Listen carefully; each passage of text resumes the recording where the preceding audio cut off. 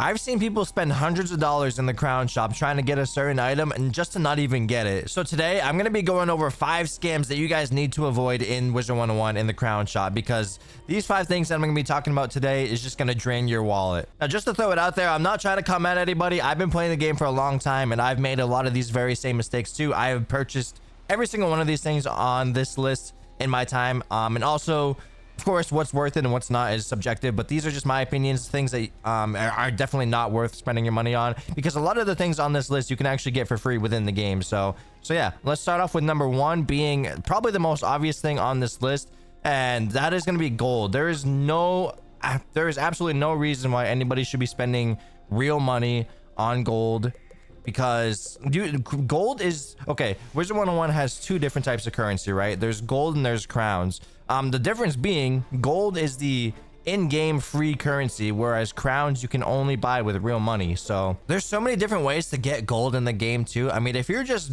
going through the game, if you're just questing, progressing, a lot of these quests will give you gold. And on top of that, a lot of the quests have you fight mobs or bosses, which those fights will give you gold as well. And not only that, but they also will drop you gear that most of the time that gear is not even going to be worth using, and you can just go to the bazaar and sell it, and that will also give you gold. So I mean, and you can get gold from gardening. Every time you harvest your plants, you'll get gold from it. I mean, you can sell your treasure cards, you can sell all kinds of different stuff in the game. There's so many different ways to get gold for free, and at these prices too. I mean, 2,700 crowns, that's like $7 worth of crowns just to get 50,000 gold. And there's just so many different ways that you can get gold within the game completely free that it's just not even worth it. I mean, if you can probably think like, oh well, $7 to get 50,000 gold is really not that bad, but it's gonna add up over time. I mean, if you buy it 3 times, 2 or 3 times, you're gonna start spending $14, $15, $20. And the thing is that gold is gonna go pretty quickly, especially if you're into pet hatching a lot. If you're doing a lot of pet hatching, trying to make the perfect pet, I mean, you're gonna end up spending probably hundreds of dollars trying to get gold to do all those hatches, because sometimes it can take like 10 plus hatches just to get the perfect pet. And the thing is too is like, if you're hatching through the hatching kiosk, a lot of those times the hatches can cost up to 80, 90, sometimes 100,000 gold plus. So I mean, and even if you're hatching with somebody in the pet hatchery, it's probably going to run you up 40 to 50k with that alone. So I mean, do you really want to be spending $7 every single time you hatch a pet? I mean, that's just kind of the way I look at it though, because even like the smallest amount here, the 600 crowns for 10,000 gold, I mean, I don't know what that comes out to, probably like $1 worth of crowns, right? But for 10,000 gold, I mean, you can farm in game for 10,000 gold, and you could get that within like probably not even 10 minutes of farming. If you're a high enough level and you have access to Vestruland and Wintertusk, you'd be much better off coming here to farm some of these bosses. The most popular one, I think, in my opinion, is Halfling Bristol Crown, because he's usually a one-shot kill. I mean, he only has like 1,500 health, something like that. And so you could just go in there, 4-pip AoE, and it's a done deal. And he drops an amulet that gives you right around 9 to 10,000 gold. So if you get lucky, you could get that your first shot, you know, and that's only going to take you like a 1, maybe 2 rounds to kill him. So that's just a way better option in my opinion. I mean, it's completely free. You get it pretty quick. You get that gold pretty quick. And I mean, again, you can farm him for a while and just rack up, you know, 100,000 gold pretty quickly. So, but yeah, with that being said, I'm going to dive right into the second thing that I'm going to go over today. And I briefly touched on this a little bit in my last video, but that's going to be buying gear from the crown shop. And I'm not talking about pack gear, I'm talking about actual like bundle gear. For example, they have like these level 95 right here. I mean, I talked about the starter kits too.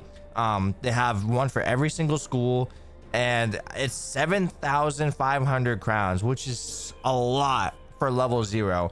I mean, coming right out of the gate, I mean, sure, you do get a permanent mount, which is nice. You get a wand with 6 damage for ice. Well, it looks like 6 damage for every school. So yeah, I mean, you get a wand with 6 damage, which is nice, don't get me wrong. But I mean, at level 0, between levels like 0 and 30 is like, the game is just so easy that the gear that you have is really not even going to make that big of a difference. I mean, all the bosses and mobs have like 100 to like 250 health max. So it's really like not even worth it. I mean, of course, that's like Wizard City. The higher, you know, you get the Marley Bone and stuff like that, and it's going to get a little harder, but it's like, I don't know. I just don't think or 7,500 crowns is really worth it for a starter kit, and especially once you start getting up to this like level 80 bundles, level 95, level 65, because at level 65 you're gonna already have waterworks and house of scales available at level 60, which that gear is gonna blow this stuff out of the water. Same with like level 85, 95. You're gonna, I mean, at level 95 you're gonna have dark war right around the corner, which again, that gear is gonna blow this stuff out of the water. So I mean, you really do not want to be spending $20-$30 on these bundles. It's just not worth it. If you want to buy like stuff for cosmetic, that's a different story, but I'm talking strictly for stats. It's, yeah, do not come in here and buy any of this stuff for stats. It's really not worth it. Same with like this energy gear. I mean, there's way better energy gear that you can farm for free, as well as getting way better energy gear out of packs. So yeah, again, do not think it's worth it whatsoever. And even pack gear, if we're gonna go ahead and talk about stuff that's in packs, I mean, if you are not max level, if you're not level 180, or if you don't plan on leveling up any further than whatever your current level is, then that's a different story too.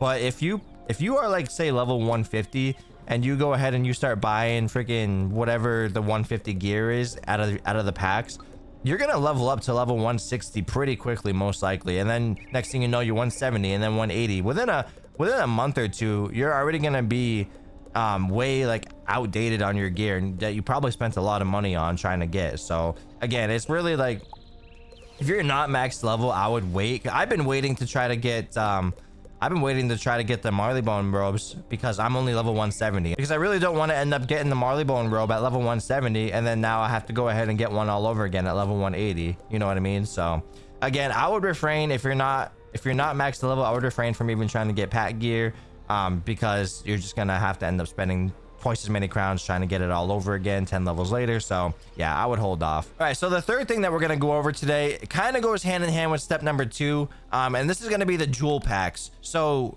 if you go to the crown shop, you go to packs, you go to booster packs, and you scroll down, there's gonna be school specific jewel packs. You can see right here, death, storm, fire, life. They have one for every school, and these are expensive. I mean, 600 crowns for every single pack, and what you get out of these is like, it's a jewel pack, so you do have the chance to get a permanent mount, but you also have all these different jewels that you can get, right? And most of the time, like I would say 95, maybe even higher percent of these jewels are not even worth trying to go for. I mean, for me personally, I've bought these in the past trying to get pierce jewels, and it just runs you up so much money, because I can't even find it, like just trying to scroll through here. They have all kinds of different stuff. They have flat damage, they have health, they have like card jewels, criticals, all kinds of different stuff. And I can't even find the pierce. Oh, there it was right there. So right here, I mean, it says it's extremely common, 1 out of 4 for one pierce jewel, but I'm telling you, it's way more rare than that. Or maybe I just have really bad luck, because I've spent so many crowns trying to get pierce jewels because it does not drop for me. I've gotten so many packs where it's just been like a bunch of mana, a bunch of like flat resist, stuff like that. I mean, it says 1 out of every 4, but I don't know. I feel like I've spent like tens of thousands of crowns trying to get jewels out of these packs. So maybe I'm just really bad luck. I just have really bad luck, but there's so many different ways that you can farm for pierce jewels, or you can also craft them. So you can get them in game for free, and especially if you're a higher level, they're way easier to obtain, because a lot of higher level bosses drop them, or dungeons, or again, you can just craft them. And higher level you are, probably the more access to reagents that you have. So yeah, that's the route I would go with personally, as somebody that's spent way too many crowns and way too much money on the jewel packs myself. Yeah, like I said, I would just wouldn't recommend it. There is definitely better ways that you can do it absolutely for free.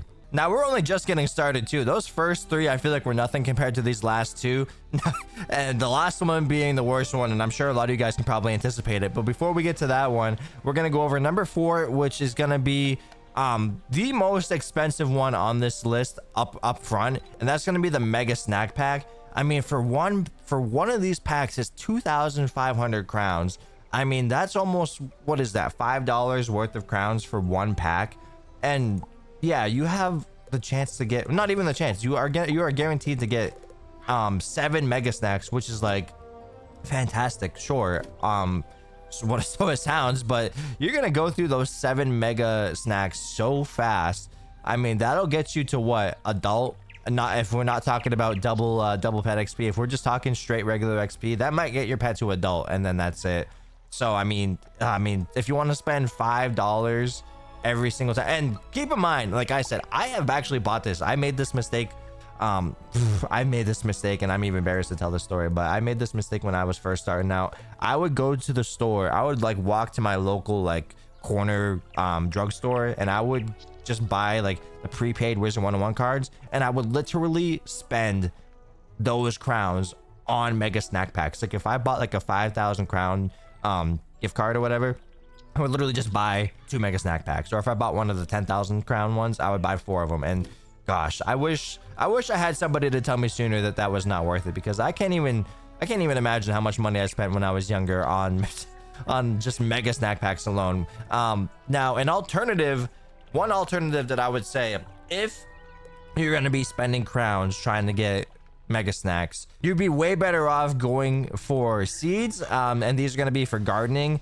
The 2 that you're going to want to focus on the most is going to be couch potatoes and evil magma peas. Now, a lot of people prefer couch potatoes, but that's because you can farm both of these seeds in game, and I feel like couch potatoes are way more accessible to get through farming. But if you're going to be buying them in the crown shop, I would go with the evil magma peas, just because they're cheaper. You can get 2 evil magma peas for the price of 1 mega snack pack. And here's the thing too, you could say like, okay, but if you only get 2 seeds and in the mega snack pack there's 7 snacks, how does that make sense? You may be wondering how that's even worth it, and let me explain. So every time you go to harvest the plant, you will get 1 mega snack, but you'll also get the seed back. You're guaranteed to get the seed back every single time. So from the very first one that you get, you basically have an unlimited amount of mega snacks coming in, because you will always get the seed back, and you will always get a mega snack when you go to harvest it every single time. So it's gonna add up over time. It's one of those, like, yeah, you'll get 7 up front with the mega snack pack, but you're gonna use those, and then they're just gonna be gone forever. Whereas with the seeds and with gardening, you get the seeds back, and so every single time you plant them, you're guaranteed to get more and more mega snacks. Which, like I said, they're actually, both of those seeds are very accessible in game. I'll show you guys real quick. If we go to the Wizard101 Central or the Wizard101 Wiki, you can see right here, this is for the evil magma peas. These are all the people that drop evil magma peas seeds. I mean, it is a pretty lengthy list, as you can see. And we're gonna go ahead and we're gonna look at the couch potatoes as well, and it's the same thing. There is a lengthy list of people, bosses, mobs, whatever, that drop these seeds. And so you have a lot of options. I mean, it would take me forever to go through all of these, but if you want to go ahead and check out yourself, I would head right over to the Wizard101 Central Wiki page, and you can see who drops them and who might be best to farm, in your opinion. So yeah, so there's that. They are very accessible in game. So that would be the 100% free alternative option, which is going to be your best bet. In my opinion, it would just save you so much money in the long run. And like I said, once you have them, then you just have an unlimited supply. Now, moving into number 5, which, like I said, you guys probably all anticipated this one. And yeah, let's just jump right on into it. We are obviously talking about the Ghulture's Hoard pack. Yeah, right here, front and center. I mean, this is probably one of the highest, like, I mean, look at it. It says hot right here. That means a lot of people are buying it right now. And look, when I hovered over it too, you can see it's already may include all those different permanent mounts. And those are probably one of the most sought after mounts in the entire game. And oh my goodness, gosh, I myself have spent hundreds of dollars and an embarrassing amount of money on this pack trying to get the mounts. And I mean, as soon as we open it up, look at this. It's a 1 out of 350 chance that you're gonna actually get one of these mounts. And the thing is there's 7 different ones that are all school specific. So I mean, I don't know what the math is on that, but I mean, if you are somebody that only has one character, you only have one school in your account, and you are trying to go for a 1 out of 350 chance to get your school specific mount, I mean, you may as well just be flushing your money down the toilet, because it's absolutely insane. I spent hundreds of thousands of crowns, hundreds of dollars in real money on trying to get those mounts for my characters, and I don't even think I got all of them. I think I've got maybe like 4 or 5 of them, and also like repeats of other ones that I didn't even need at that point. It just feels impossible, especially like I said, if you only have one character too. For me, it didn't feel that bad because I have one of every school in my account, so I'm like, okay, well, every time I get one, then that's one checked off the list. But if you only have one character, if say my ice is my only character, and I'm getting like, I'm spending hundreds of thousands of crowns, and I'm getting fire, storm, myth, death, everything but ice, I mean, I'm just gonna be like, it's gambling. It's not even basically gambling, it's 100% gambling, and it's awful. So it's absolutely not worth it in my opinion. I mean, and especially for 3 damage too. Like, yeah, that 3 damage is pretty cool if you want to min-max your stats, but there are definitely alternatives to the Ghulture mounts. And again, a alternative, if you are going to be insisting on spending crowns, is going to be the I don't even know how to pronounce it, but it's this one right here, Primeval Hoard pack. And these ones give you the Stompy Brontos, the Stompy Bronto, the Chompy Bronto, and the Chompy Bronto. These 3 mounts are, oh, as you can see, they're already, according to Wizard101, they are easier to get with a 1 out of 150 chance, which is already like cutting it right in half basically. And there's only 3 of them as opposed to 7 of them, so your chances are already way better if you're going to be going for these ones as opposed to the Ghulture mounts. But honestly, like, for most people, you only need the Stompy Bronto, because the Stompy Bronto gives you the 5% universal damage, and also if you're fire, that's even better because then you get the 3 fire damage as well. So you're really getting 8 damage of that if you're fire. But even for the other 2, one of them is, you know, leans more towards myth because it gives you that 6, and then the other one leans towards storm because it gives you 6 storm damage. So I mean, if you end up getting the Stompy Bronto, in my opinion, you are perfectly fine, unless, like, I mean, again, it's up to you if you want to keep spending the money to get that 1 extra damage. But I mean, if you want to save your money, or at least save some money, then yeah, I would stop as soon as I get the Stompy. The only thing with the Bronto mounts is that you do have to pair them up with the Frillasaur pets in order to get that set bonus and get that damage. So, but I mean, in my opinion, that's not a big deal. To some people who like really care about their cosmetics, I mean, I can understand why that might be annoying. But if you only care about your stats and not too much about your cosmetic, then yeah, that's definitely the way to go, because those pets are going to drop pretty frequently as well if you're buying that pack. So there also is a free alternative with the Narwhal mount. I mean, it's only going to give you 2 damage as opposed to 5 or 6, so it's not going to be as good, especially like I said, if you're trying to min-max your stats. It's going to be, you know, you're not going to be able to fully max out, but it's the 100% free option. You're going to be able to obtain that through fishing. I'm pretty sure that mount is also in a bundle as well, which is just a flat $40. You're guaranteed to get it right from the bundle, which again, subjective. If you feel like that's worth it, then you know what, by all means. I wouldn't buy it personally, but I would rather try to get it from fishing, or just I mean, me personally, I would also rather just try to get one of the Stompy Brontos. But if you don't care about trying to like gamble away, because at the end of the day, even the Bronto mounts are very much luck based. I mean, it says 1 out of 150, but I've heard a lot of people talk about how they've spent,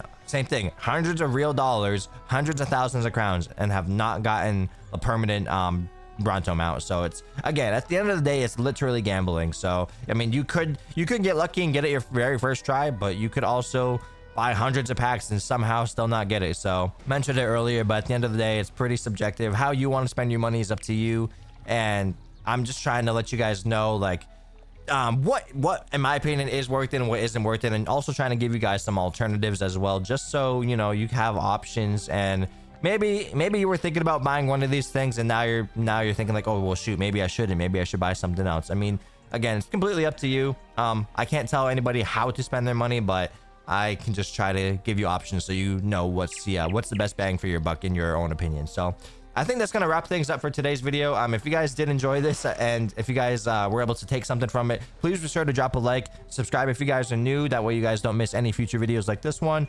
And also comment down below if you guys have any alternatives that I did not mention in this video.